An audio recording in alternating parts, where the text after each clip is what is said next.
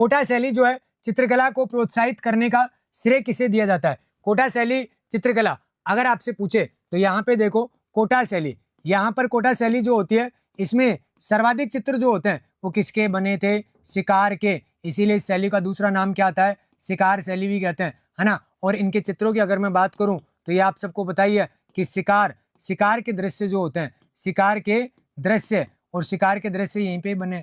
तो ये आपको पता होना चाहिए कि शिकार के दृश्य जो हैं वो कहाँ पे बने? तो कोटा शैली में, है ना।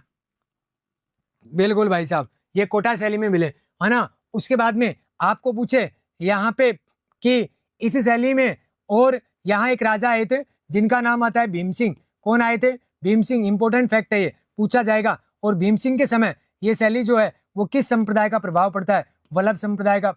याद रखो। कैसे याद रखोगे? वल्लभ संप्रदाय का मतलब भगवान श्री कृष्ण।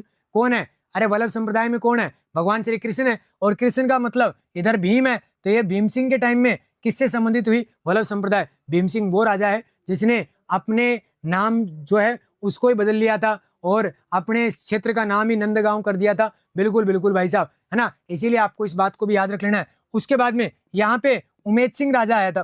कौन आए थे?